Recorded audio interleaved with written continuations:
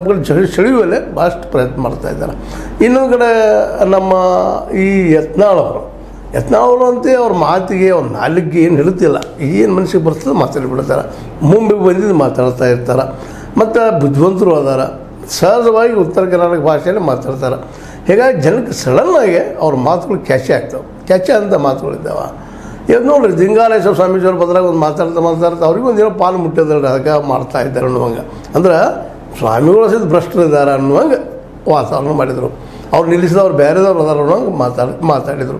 ಇವು ಸಹಿತ ಇವತ್ತು ಕೌಂಟ್ ಯಾಕೆ ಆಗ್ತಾವಪ್ಪ ಅಂತಂದ್ರೆ, ಒಬ್ಬ ರಾಜಕಾರಣಿ, ದೊಡ್ಡ ರಾಜಕಾರಣಿ ಈ ರೀತಿ ಮಾತಾಡಿದಾಗ, ಅಲ್ಲ ರೀ ಯಾಕೆ ಹಿಂಗೆ ಮಾತಾಡ್ತಿದ್ದಾರೆ, ಏನು ಮುಟ್ಟ್ಯದ, ಆ ಡಾಕ್ಯುಮೆಂಟ್ರಿ ಏನು ಎವಿಡೆನ್ಸ್ ಇದ್ರೆ ಹೇಳ್ರಿ ಅಂದ್ರೂ ಅದಕ್ಕೂ ಮೌನ ಆಗ್ತಾರೆ. ಆದರೆ ಮಾತಾಡೋದು ಬಿಡೋದಿಲ್ಲ. ಯಾರ ಮೇಲೆ ಆದರೂ ಎಲ್ಲರ ಮೇಲೆ ಆರೋಪ ಮಾಡ್ತಾರೆ. ಇಂಥ ಸಂದರ್ಭದಲ್ಲಿನ ಇವತ್ತು ದಿಂಗಾಲೇಶ್ವರ ಸ್ವಾಮೀಜಿಯವರು ನಮ್ಮ ಜೋಶಿಯವ್ರ ವಿರುದ್ಧ ಎದ್ದು ನಿಂತಿದ್ದು ಈ ಮಧ್ಯ ಕರ್ನಾಟಕದಲ್ಲಿ, ಅದರಲ್ಲೂ ಧಾರವಾಡದ ಸುತ್ತಮುತ್ತ ಪರಿಣಾಮ ಮಾಡುವಂಥದ್ದಾಗಿದೆ. ಮತ್ತು ಇದನ್ನು ವಿಶೇಷವಾಗಿ BJPಗೆ ವಿರೋಧ ಮಾಡಿದ್ದಾರೆ, ಮತ್ತು ಕಾಂಗ್ರೆಸ್ಸಿಗೆ ಸಪೋರ್ಟು ಮಾಡ್ತಾ ಇದ್ದಾರೆ. ಯಾಕಪ್ಪ ಅಂತಂದ್ರೆ ದಿಂಗಾಲೇಶ್ವರ ಸ್ವಾಮೀಜಿಯವರು ನಮ್ಮ ಇವ್ರ ವಿರುದ್ಧ ನಿಂತರಪ್ಪ ಅಂತಂದ್ರೆ, ಜೋಶಿ ಅವ್ರ ವಿರುದ್ಧ ನಿಂತರೆ ಜೋಶಿ ಅವ್ರು ಗೆಲ್ಲುವಂಥ ಅವಕಾಶಗಳು ಕಡಿಮೆ ಆಗ್ತಾವು ಅನ್ನೋದು ಇವರು ನಂಬಿಕೆ. ಅದಕ್ಕಾಗಿ ಅವರು ನಿಧಾನಕ್ಕೆ ಕಸೂಟಿ ಅವ್ರನ್ನ ಭಾಳ ಸರಿಸಿದ್ರು ಹೇಳಲಿಕ್ಕೆ ಸಾಧ್ಯ ಇಲ್ಲ. 1:1 ಅಂದ್ರೆ ದಿಂಗಾಲೇಶ್ವರ ವಿರುದ್ಧ ಈ ಒಂದು BJP ನಿಲ್ಲಿಸೆ, ಅಂದರೆ ದಿಂಗಾಲೇಶ್ವರ ವಿರುದ್ಧ BJP ಒಂದೇ ಹೇಳುವಂಗೆ ಮಾಡಿಕೊಂಡು ತಾವು ಹಿಂದೆ ಸರಿಯೋದ್ರಿಂದ ಸಹಜವಾಗಿ ಕಾಂಗ್ರೆಸ್ನ ಹೋಟ್ ಸೈದವರಿಗೆ ದಿಂಗಾಲೇಶ್ವರಿಗೆ ಬೀಳೋದ್ರಿಂದ ಅವ್ರು ಗೆಲ್ಲುವ ಸಾಧ್ಯತೆಗಳಿದ್ದಾವೆ. ನೋಡ್ಬೇಕ್ರಿ ಏನೇನು ನಡೆದನ್ನು ಒಳಗಂತೇಳಿ. ಅದಕ್ಕೆ ನಮ್ಮ ಯತ್ನಾಳವ್ರು ಹೇಳ್ತಾ ಇದ್ದಾರೆ, ಇಲ್ಲ ಹೊಂದಾಣಿಕೆ ಆಗ್ಯದಪ್ಪ, ಇದು ಹೊಂದಾಣಿಕೆ ರಾಜಕಾರಣ, ಅಡ್ಜಸ್ಟ್ಮೆಂಟ್ ಪೊಲಿಟಿಕ್ಸ್. ಮೊದಲಿಂದ ಆರೋಪ ಮಾಡ್ತಾಯಿದ್ರು ಅವರು, ಈಗೂ ಆರೋಪ ಮಾಡ್ತಾಯಿದ್ದಾರೆ. ಈಗಾದರೂ ಆರೋಪಗಳಿದ್ದಾವೆ ಬೇರೆ ಬೇರೆಯವರಿಂದ. ಎಲ್ಲ ಯಡಿಯೂರಪ್ಪನವರು ಮತ್ತು ಜಗದೀಶ್ ಶೆಟ್ಟರ್ ಅವರು ಸ್ವಾಮೀಜಿಯವ್ರ ಜೊತೆ ಹೊಂದಾಣಿಕೆ ಮಾಡ್ಕೊಂಡಿದ್ದಾರೆ. ಈ ಸಲ ಅಲ್ಲಿ ಜೋಶಿ ಅವರು ಸೋರಿಸೋ ಲೆಕ್ಕದಲ್ಲಿ ಪ್ರಯತ್ನ ನಡೆಸಿದ್ದಾರೆ ಅನ್ನುವಂಗೆ ಮಾತಾಡ್ತಾ ಇದ್ದಾರೆ.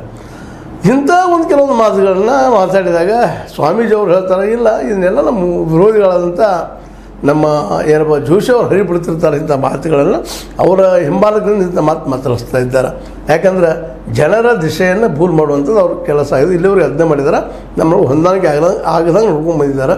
ಅದರಲ್ಲಿ ಅವ್ರು ಯಶಸ್ವಿ ಈ ಸಲ ಆಗುವುದಿಲ್ಲ ಅನ್ನೋಂಗೆ ಮಾತಾಡ್ತಾ ಇದ್ದಾರೆ. ಅಂದ್ರೆ ಇದು ನಿಧಾನಕ್ಕೆ ಏನಾಗಿಬಿಟ್ಟಿದಪ್ಪ ಅಂತಂದ್ರೆ, ಈ ಧಾರವಾಡದ ಈ ಎಲೆಕ್ಷನ್ ಇದ್ದಿದ್ದು ಜಾತಿಗಳ ಮಧ್ಯೆ ತಿಕ್ಕಾಟ ತಂದಿರ್ತೋ ಏನೋ ಅನ್ನುವಂಥದ್ದು. ಯಾಕಂದ್ರೆ ಧರ್ಮದ ವಿಷಯ ಬಂದಾಗ BJPಗೆ ವಿರೋಧ ಮಾಡಬಾರ್ದಾಗಿತ್ತು. ಯಾಕೆಂತಂದ್ರೆ ಈಗಾಗಲೇ ಅವರು ಸಾಕಷ್ಟು ಸ್ವಾಮಿಗಳಿಗೆ ಟಿಕೆಟ್ ಕೊಟ್ಟಿದ್ದಾರೆ. ಈಗ ಸೊಲ್ಲಾಪುರದಲ್ಲಿ ಒಬ್ಬ ನಮ್ಮ ಲಿಂಗಾಯ ಸ್ವಾಮಿಗಳಿಗೆ ಟಿಕೆಟ್ ಕೊಟ್ಟು ಅವ್ರನ್ನ MP ಮಾಡಿದ್ದಾರೆ. ಅದ್ಯಾಕ್ರಿ ಉತ್ತರ ಪ್ರದೇಶದ ಮುಖ್ಯಮಂತ್ರಿಯನ್ನು ಮಾಡಿದ್ದಾರೆ, ಈ ಒಂದು ಸ್ವಾಮೀಜಿಯವರನ್ನು, ಆದಿತ್ಯನಾಥ್ ಅವರನ್ನು, ಇಂಥವೆಲ್ಲ ಮಾಡಿದಾಗ ಇವ್ರು ದಿಂಗಾಲೇಶ್ವರ ಇದ್ದಿದ್ದಕ್ಕೆ ಅವ್ರು ಯಾಕೆ ತೊಂದರೆ ಅನುಭವಿಸಿದ್ರು?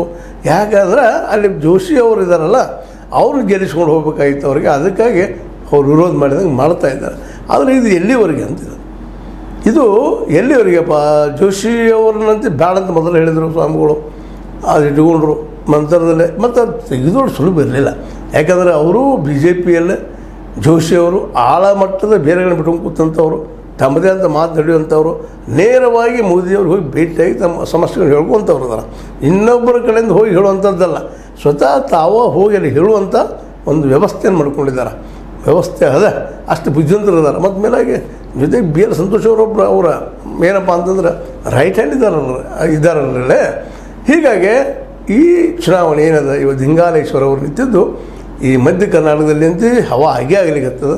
ಭಾಳಷ್ಟು ಸ್ವಾಮಿಗಳು ಎರಡೂ ಕಡೆ ಮಾತಾಡ್ತಾ ಇದ್ದಾರೆ. ಇನ್ನು ಕೆಲವೊಬ್ಬರು ಈ ಒಬ್ಬ ದಿಂಗಾಲೇಶ್ವರ ಸಪೋರ್ಟು ಮಾಡ್ತಾ ಇದ್ದಾರೆ.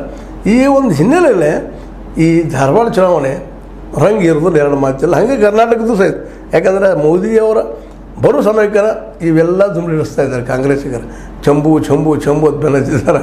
ಹೀಗಾಗಿ ಇದು ಈ ಸಲ ಈ ಕಳೆದ ಚುನಾವಣೆಗಳಂತೆ ಸುಲಭವಾಗಿ ಮುಗಿಯುವಂಥ ಚುನಾವಣೆ ಇದಲ್ಲ, ಇದು ಐತಿಹಾಸಿಕ ಆಗೋದನ್ನು. ಯಾಕಂದ್ರೆ ಕರ್ನಾಟಕದಲ್ಲಿ ಕಾಂಗ್ರೆಸ್ಸಿಗೆ ಅಷ್ಟೇ ಮಹತ್ವದ. ಯಾಕಪ್ಪ ಅಂತಂದ್ರೆ 136 ಸೀಟ್ಗಳನ್ನು ಗೆದ್ದ ಮೆಜಾರಿಟಿ ಮಾಡಿಕೊಂಡಿದ್ದು. ನಾಳೆ ಈ ಒಂದು ಪಾರ್ಲಿಮೆಂಟ್ರಿ ಎಲೆಕ್ಷನ್ದೊಳಗೆ ಸೋತ್ರೆ ಹೆಂಗೆ ಆಗಬಾರ್ದು? ಮತ್ತು ಮೇಲೆಗೆ ಕಾಂಗ್ರೆಸ್ ಬಿಟ್ಟು ಬೇರೆ ಯಾವುದೇ ಪಕ್ಷಕ್ಕೆ ಆಡಳಿತದಲ್ಲಿ ಬತ್ತಂದ್ರೆ ನಾಳೆ ಇಲ್ಲಿಯ ಸರ್ಕಾರಕ್ಕೆ ತೊಂದರೆ ಮಾಡ್ತದೆ ಅನ್ನೋಂಥ ಭಯ ಈ ಒಂದು